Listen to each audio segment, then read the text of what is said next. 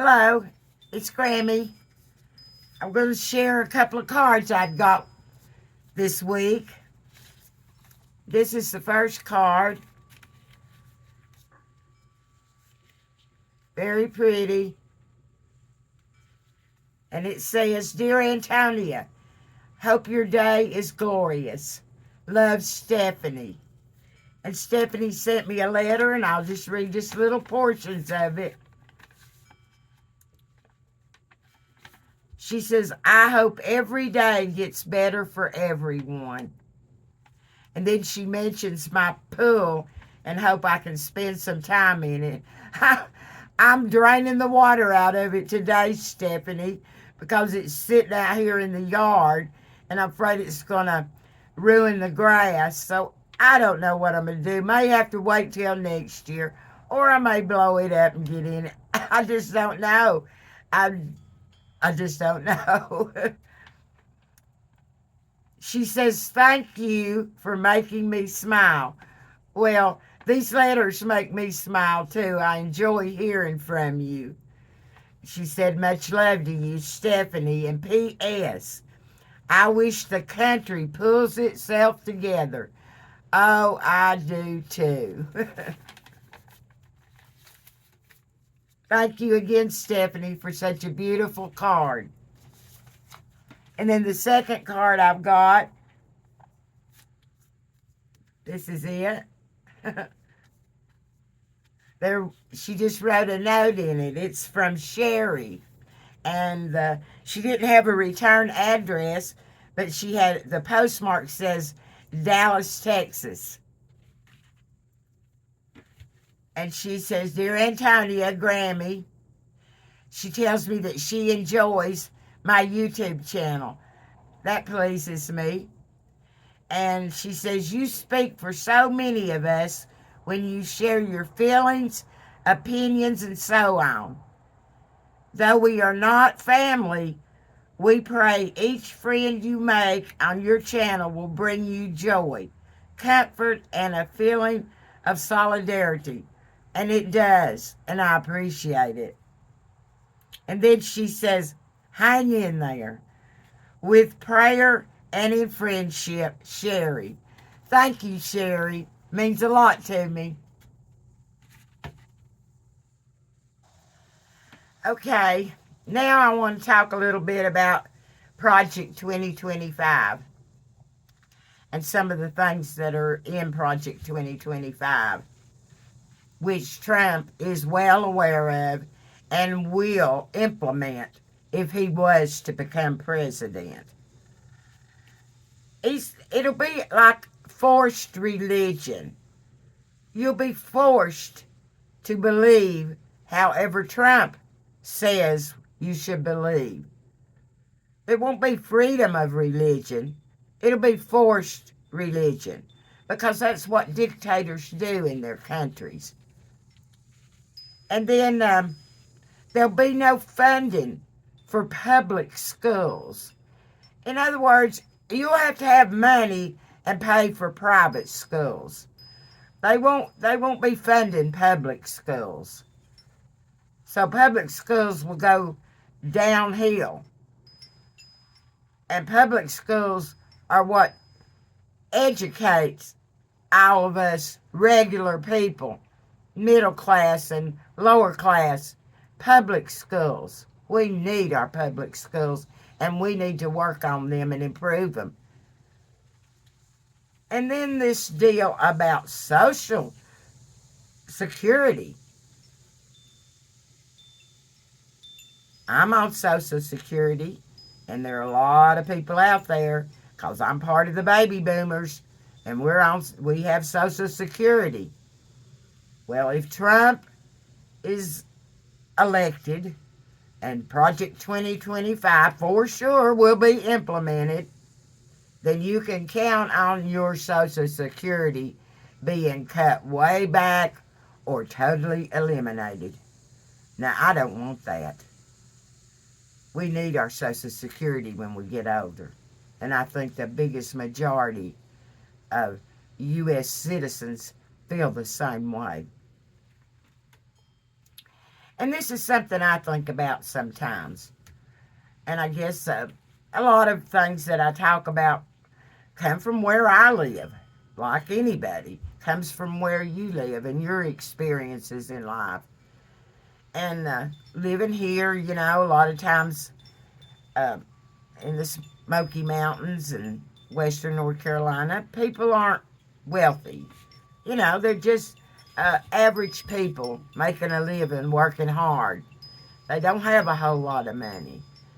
And I think some people think, because Donald Trump has wealth and all his cronies that hang out at Mar-a-Lago have quite a bit of money, that somehow Donald Trump is going to make you wealthy. Well, the United States is a big country. Not everyone can be wealthy. We can be comfortable. We can maybe make a lot of good money and live, like a rich person, as we say around here. Maybe be richer than other people. Nobody's trying to keep you from earning your riches. But if you think Donald Trump is going to make you wealthy, no. Everybody can't be wealthy. It's just impossible. And then I want to talk about Joe Biden. And I want to talk about how, their month or so back, how they were, after the debate, so-called debate, that Joe Biden was, all the talk was just about his age and how old he was, whether he had dementia, he wasn't capable of being the president and all that. Well, first of all, I'd just like to say that Joe Biden is still up there working for us every day while this campaign's going on, and which he's done for 4 years. And he'll be right there until Kamala and Tim come and do their part. So we went on and on about Joe Biden's age, and he was working for all the people, not just a certain group, but all the people, and still is. And I want everybody to remember that the Donald Trump on the other side is right at 82 now. And if he was to be elected and put up there in Washington, well, then he'd be 83, and then he'd be 84. Anyway, you get the point. He's getting old, too. In fact, he is old right now. And I think I said on another video that was true, that Trump was old, too. But they're two completely different men. And the way Donald Trump handles his age, it's disgusting. Talk about dementia. I sit and wonder when I hear him by chance on the TV anymore. I think to myself, talk about dementia with Joe Biden? Trump can't remember one day to the next what he said and what he done. But, for him that's kind of easy because he's always just said whatever he wanted to say, whenever he wanted to say it, truth or lie, it didn't matter. And if somebody called him out on it, he just turns it around on them and tells them, "Ooh, what an ugly question." Or, "Oh, I didn't say that." You get it wrong, fake news, whatever. He's an entitled man that's had a silver spoon in his mouth from the time he was born. And he just says and does what he thinks, and he believes he should do that until the day he dies. Just do whatever he thinks, whether it's good or bad. That doesn't make a president for all the people, all of us, across the United States. And then I want to talk about Trump, how he's always went on about his crowd size when he has rallies or speaks anywhere, and just boasts about what a big crowd size. People have never seen anything like it. You know, never before was there such a crowd at this certain place or whatever. You know, most of the time, who cared? In a political campaign, that's what happens. A lot of people come out to hear their candidate. But Trump wanted to blow it up and make it so much more than what it was, and continue doing what he always does, is lie. Well, I'd like to say I've been watching the rallies on the Midas Touch that Kamala Harris and Tim Walz have had, and their crowd size has been huge, and it's not a lie. And then I want to talk about voting, which I've been trying to put out a few little things about going to vote here lately. And I just want to talk about you need to vote. You need to check your registration. If you're not registered, go and register. And the way I was always taught, and the way I believe to this day, if you don't vote, then you need to just keep your mouth shut and not be saying anything about what's going on. And I know for a fact there are plenty of people that voted for Donald Trump that probably hadn't voted in God knows when. But they came out and voted for Donald Trump. It goes back to even when we had the pandemic. And right in the thick of the pandemic, who was our president? Donald Trump.